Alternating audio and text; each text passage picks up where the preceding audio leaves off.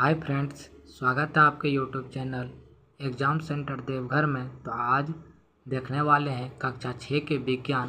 पहला चैप्टर है भोजन। तो पहला चैप्टर को देखने वाले हैं।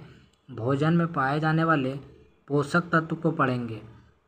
तो स्टार्ट करने से पहले अगर आप लोग नए हैं तो चैनल को सब्सक्राइब कर लें। तो देखने वाले में भोजन में पाए जाने वाले मुख्य पोषक तत्व कार्बोहाइड्रेट, प्रोटीन, वसा, विटामिन और खनिज तत्व, ये सब देखने वाले हैं। तो चलिए स्टार्ट करते हैं। हम जानते हैं कि भोजन में विभिन्न प्रकार के स्रोत प्राप्त होते हैं। कुछ भोज्य पदार्थ पौधे तथा कुछ जंतुओं से प्राप्त होते हैं। ऐसे जंतु जो केवल पौधे एवं उनके उत्पाद को भोजन के रूप में खाते हैं वे शाकाहारी कहलाते हैं। ऐसे सोचेंगे, हम लोग जानते हैं कि जो साग सब्जी खाने वाले होते हैं उसके शाकाहारी कहा जाता है। जो पौधे को खाते हैं, ग्रहण करते हैं, उसे शाकाहारी कहा जाता है। अब देखने वाले हैं मांसाहारी। तो ऐसे जंतु जो केवल दूसरे जंतुओं को भोजन के रूप में खाते हैं उसे मांसाहारी कहते हैं। जो ऐसे जंतु जो दूसरे जंतुओं को खाते हैं उसे क्या कहा जाता है? मांसाहारी कहा जाता है। तो हम लोग ऐसे समझेंगे, मांस खाने वाले को मांसाहारी कहा जाता है। तो आगे देखेंगे सर्वाहारी। सर्वाहारी यहाँ दिया हुआ है। तो वैसे जंतु जो पौधे एवं जंतुओं दोनों को भोजन के रूप में खाते हैं उसे सर्वाहारी कहा जाता है। जो मांस खाते हैं और जो साग सब्जी भी खाते हैं, जो दोनों खाते हैं, उसे सर्वाहारी कहा जाता है। आगे देखने वाले हैं विभिन्न राज्यों के भोजन में विविधता है, पर ऐसा भोजन विशेष स्थितियों में ही हमें करने का अक्सर मिलता है कि पूरे भारतवर्ष में अलग अलग तरह के खाद्य पदार्थ पाए जाते हैं। पूरे भारतवर्ष में अलग अलग तरह के खाद्य पदार्थ पाए जाते हैं। दक्षिण भारत में इडली सांभर प्रसिद्ध है। दक्षिण भारत के लिए कौन कौन से भोजन पसंद करते हैं वहाँ के लोग? तो इडली और सांभर प्रसिद्ध है वहाँ के। तो गुजरात के लिए ढोकला पसंद है। गुजरात के लिए ढोकला, ये सब इम्पोर्टेंट याद रखेंगे। वहीं झारखंड के लिए ढूसका, छिलका रोटी, पीठा, मड़ुआ रोटी प्रसिद्ध है। तो याद रखेंगे, ये सब इम्पोर्टेंट बन रहे पर प्रश्न। तो इडली कहाँ का? इडली और सांभर दक्षिण भारत के लिए प्रसिद्ध है। गुजरात के लिए ढोकला प्रसिद्ध है। झारखंड के लिए ढूसका, छिलका रोटी, पीठा और मड़ुआ रोटी प्रसिद्ध है। अब देखेंगे आगे देखेंगे भोजन हमारे लिए क्यों आवश्यक है। हम जो भोजन करते हैं क्यों आवश्यक है भोजन, तो पढ़ेंगे, देखेंगे। भोजन शरीर के लिए ऊर्जा प्रदान करते हैं। हम लोग जो भोजन करते हैं उससे हम लोग को ऊर्जा मिलते हैं हम लोग को। क्या हमारे शरीर के लिए विभिन्न प्रकार के भोजन की कुछ विशेष आवश्यक है? जो हम लोग तरह तरह के भोजन करते हैं उसका कुछ आवश्यक है? हम सभी को स्वादिष्ट भोजन करना अच्छा लगता है। कई अवसरों पर पकवान भी बनाए जाते हैं जो भोजन की इस विविधता के पीछे भोजन के आवश्यक घटक है। उन्हें पोषक तत्व कहा जाता है। हम लोग कई अवसर पर देखेंगे पर्व त्यौहार में जो कि भोजन के रूप में पकवान वगैरह का सेवन कर लेते हैं। तो क्या आवश्यक है उसका करना? आगे पढ़ेंगे। मुख्य पोषक तत्व को पढ़ेंगे। मुख्य पोषक तत्व को देखेंगे।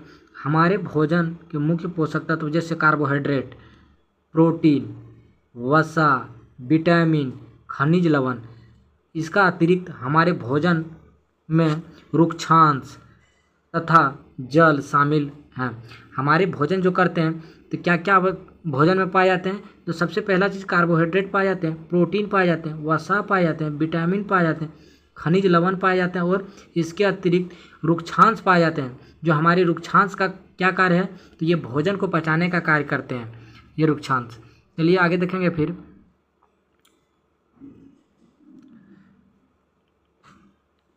आगे देखते हैं, हम लोग देखेंगे कार्बोहाइड्रेट तो आइए हम परीक्षण के माध्यम से जानने का प्रयास करते हैं कि किन खाद्य पदार्थों में कौन सा पोषक तत्व उपस्थित होता है। तो हम जांच करेंगे कि कैसे पदार्थ को जांच किया जाता है, इसमें कार्बोहाइड्रेट है या नहीं है। तो देखने वाले हैं कार्बोहाइड्रेट का परीक्षण करने वाले हैं। तो आलू का एक टुकड़ा आयोडीन का घोल लीजिए। आलू का एक टुकड़ा लेना है और आयोडीन का घोल लेना है। अब देखते हैं आगे करना क्या है। एक प्लेट में आलू के छोटे टुकड़े लीजिए। अब इसको तनु आयोडीन घोल की कुछ बूंदें डालिए। तनु आयोडीन घोल का कुछ बूंद डालने से आयोडीन तनु विलयन बनाने के लिए जल से आधी भरी प्रखानली को कुछ बूंदें टिंचर आयोडीन को मिला दीजिए। क्या आपके रंग में कोई परिवर्तन हुआ है? कोई रंग में अगर मिलाने से कुछ परिवर्तन हुआ है तो आगे देखेंगे क्या परिवर्तन हुआ है। अब कहते खाद्य पदार्थ रंग नीला और कुछ समय के बाद काला होना मंड यानी स्टार्च की उपस्थिति दर्शाता है। कहता खाद्य पदार्थ का रंग अगर नीला हो गया और कुछ समय के बाद काला होना मंड यानी स्टार्च को जो कार्बोहाइड्रेट का एक रूप है, यानी कार्बोहाइड्रेट यानी है। इसमें कहा गया है कि खाद्य पदार्थ का रंग नीला और कुछ समय के बाद काला होना मंड की उपस्थिति को दर्शाता है, यानी कार्बोहाइड्रेट यानी उसमें है। आगे देखेंगे घरेलू परीक्षण कैसे करें। घरेलू अगर घर में परीक्षण करना है तो कैसे करें। कहता पके हुए चावल के मंड आदि तथा आप थोड़ी मात्रा में आयोडीन नमक छिड़केंगे तो मंड के रंग में भी परिवर्तन दिखाई देगा। फिर आगे देखेंगे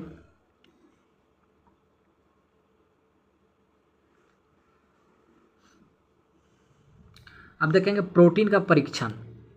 प्रोटीन अगर है कि नहीं है, अगर कोई भी पदार्थ खा रहे हैं तो प्रोटीन उसमें है या नहीं है, तो उसको जांच कैसे करेंगे प्रोटीन को। तो दाल की चूर्ण, कॉपर सल्फेट का घोल, कास्टिक सोडा सोडियम हाइड्रोक्साइड को ही कास्टिक सोडा कहा जाता है, का घोल, प्रखनली में ड्रॉपर। अब क्रियाकलाप देखेंगे। ये चीज़ लेना है क्या, एक दाल का चूर्ण, कॉपर सल्फेट का घोल और कास्टिक सोडा का घोल प्रखनली ड्रॉपर लेना है। अब क्या करना है, इसको क्रियाकलाप देखेंगे इसका।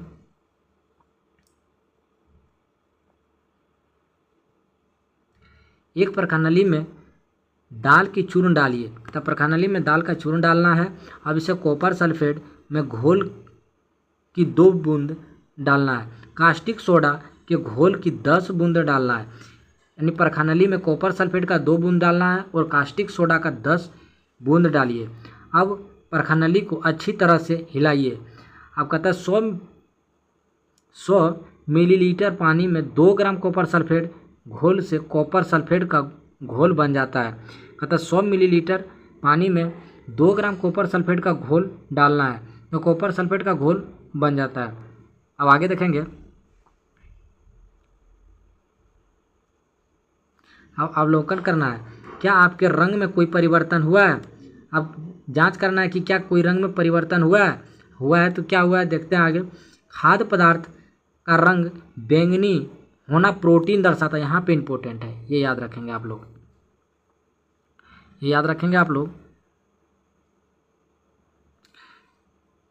खाद्य पदार्थ का बैंगनी होना प्रोटीन को दर्शाता है। खाद्य पदार्थ को बैंगनी होना प्रोटीन को दर्शाता है। खाद्य पदार्थ का बैंगनी होना प्रोटीन को दर्शाता है, यहाँ पे इंपॉर्टेंट है। खाद्य पदार्थ का बैंगनी होना किसको दर्शाता है, प्रोटीन को दर्शाता है। तो आगे देखेंगे।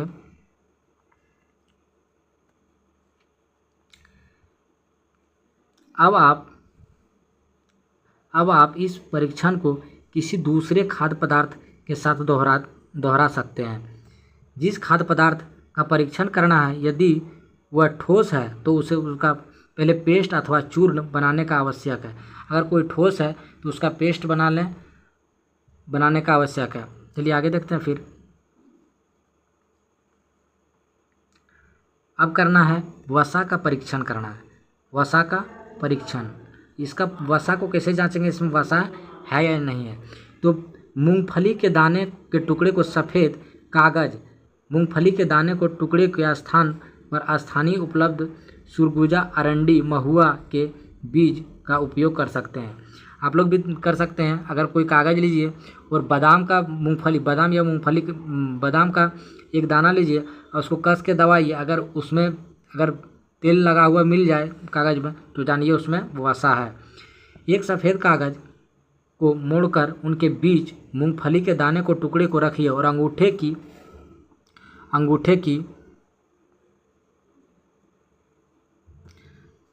की मदद से उसको दबाइए और कागज़ को खोलकर ध्यान से देखिए। इस प्रकार क्या दिखाई देता है, कागज़ पर तेल का धब्बा खाद्य पदार्थ में वसा की उपस्थिति दर्शाता है। अगर कागज़ में तेल लगा है दबाने के बाद तो जानिए उसमें क्या है, वसा है। अगर नहीं है तो जानिए वसा उसमें नहीं है। आगे देखेंगे।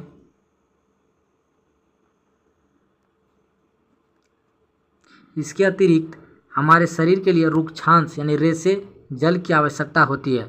रुक्षांश जैसे गेहूँ, दाल, आलू, फल, सब्जियां जो आदि ये सब में सब क्या पाए जाते हैं, सब प्रोटीन, सब पदार्थ पाए जाते हैं। जल को पढ़ेंगे। जल अवशिष्ट पदार्थ अर्थात मूत्र तथा पसीने को शरीर के बाहर निकालने में सहायता करता है। जल को हम दूध, चाय आदि के रूप में भी लेते हैं। नारियल, तरबूज, खीरा जैसे फलों से भी हमारे शरीर में जल की प्राप्ति होती है। कह रहा है कि जल की विशिष्ट पदार्थों अर्थात मूत्र तथा पसीने से बाहर, अगर जल जो है पसीने से निकल जाते हैं, मूत्र के द्वारा निकल जाते हैं, जो अवशिष्ट पदार्थ होते हैं निकल जाते हैं। उसके बाद नारियल, तरबूज, खीरा फलों जैसे हमारे शरीर में जल की प्राप्ति होती है। आगे देखेंगे। अब जल का परीक्षण करना है। जल, एक टमाटर को लेकर उसके छोटे छोटे टुकड़े को काटिए। क्या आप हाथ में गीले होते हैं?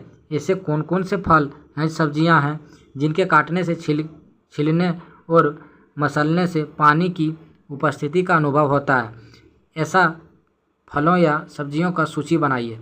आप लोग बना सकते हैं कि जिसको काटने या दबाने से उसमें पानी निकलता है या हाथ भींग जाता है तो उसका एक सूची बना सकते हैं आप लोग। चलिए देखेंगे फिर आगे।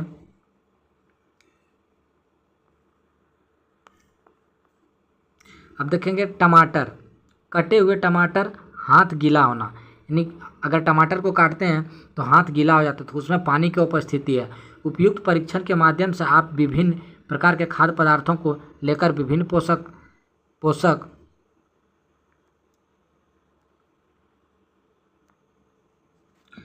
या तत्वों की उपस्थिति जांच कर सकते हैं। आइए हम निम्नलिखित सारणी को जानने का प्रयास करते हैं। कहता आलू में क्या पाया जाता है? मंड पाया जाता है, प्रोटीन या वसा पाया जाता है। तो आप लोग देखेंगे आलू में क्या पाया जाता है। अगर जो पाया जाता है तो इसको लिखना है और भरना है। तो फिर आगे देखेंगे।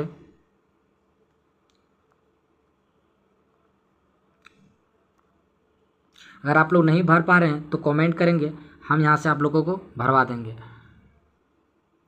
चलिए फिर आगे देखते हैं। इसके अतिरिक्त विटामिन तथा खनिज लवण हमारे विभिन्न खाद्य पदार्थों के रूप में उपस्थित रहते हैं। इसकी अल्प मात्रा की ही शरीर की आवश्यकता होती है। कहता है इसके अतिरिक्त विटामिन तथा खनिज लवण हमारे विभिन्न खाद्य पदार्थों में उपस्थित होते हैं। जो भी हम लोग खाते पीते हैं उसमें विटामिन, खनिज, लवण हमारे शरीर के खाद्य पदार्थों के रूप में उपस्थित होते हैं। इसकी अल्प मात्रा की ही शरीर की आवश्यकता होती है, यानी कम मात्रा का ही शरीर यानी की आवश्यकता होती है। यदि हमारे भोजन में प्रोटीन युक्त पदार्थ लंबे समय तक नहीं रहे तो क्या होता है?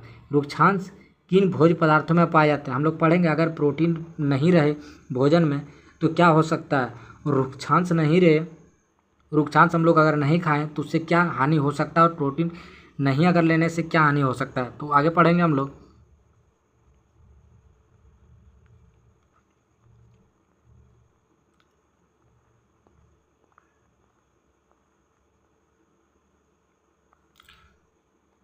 अब देखने वाले हैं पोषक तत्व एवं उनके कार्य, उनका क्या क्या कार्य है। तो कार्बोहाइड्रेट और वसा का कार्य क्या है, तो इसका सही कार्य है ऊर्जा देना। ऊर्जा, जो हम लोग भोजन करते हैं तो इसमें क्या मिलता है, हम लोग जो कार्य करते हैं उससे ऊर्जा का खपत होता है। जितना ऊर्जा मिलना चाहिए हम लोग को भोजन करने से वो ऊर्जा मिलते हैं, तभी हम लोग काम कर पाते हैं। अब प्रोटीन, प्रोटीन का क्या कार्य है, तो शरीर वर्धक भोजन टूटे फूटे अंगों को मरम्मत करता है। टूटे फूटे जो अंग हैं उनको मरम्मत करता है, जैसे चोट लग गया है, हड्डी टूटा है, तो इससे क्या होता है, इससे मदद मिलता है प्रोटीन से। अब विटामिन को पढ़ेंगे। विटामिन एवं खनिज लवण स्वास्थ्य रखने एवं सहायक रोग से लड़ने में सहायता करता है। जो स्वस्थ विटामिन का कार्य है जो स्वस्थ रखने में सहायता करता है। जैसे अगर विटामिन ए की कमी हो जाए तो कम दिखने लगता है, विटामिन सी की कमी हो जाए तो दांत से खून निकलने लगता है, पायरिया रोग जिसको कहा जाता है। अगर विटामिन डी की कमी से हो जाए तो रिकेट्स बीमारी हो सकता है, हड्डी कमज़ोर हो सकते हैं। तो ये विटामिन की कमी है। ये स्वस्थ रखने में सहायता करते हैं और रोग से लड़ने में भी सहायता करते हैं विटामिन। वो देखेंगे रुक्षांश, रुक्षांश बिना बचे भोजन को बाहर निकालने में सहायता करते हैं। ये रुक्षांश का कुछ कार्य नहीं है शरीर में विकसित होने का, तो इसका एक ही कार्य है भोजन को पचाना। जो हम लोग को रेशे मिलते हैं भोजन खाने से, फल सब्जी खाने से, वह सिर्फ और सिर्फ काम है इसका भोजन का पचाना। अब देखेंगे जल को, पोषक को अवशोषण करने में सहायक है। ये जितने भी पोषक तत्व लेते हैं उसको अवशोषण करने में सहायता करते हैं जल। फिर आगे देखेंगे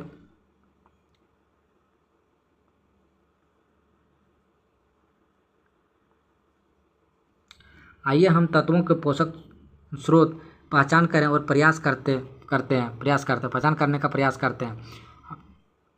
तथा विटामिन के प्रकार और अभाव जन्य रोग, अगर कौन से विटामिन की कमी से कौन कौन सा रोग होने वाला है उसको आज पढ़ेंगे हम।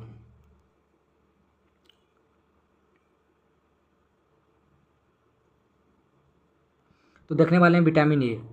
अगर विटामिन ए की कमी हो जाए तो त्वचा एवं आँख की स्वस्थ रखता है।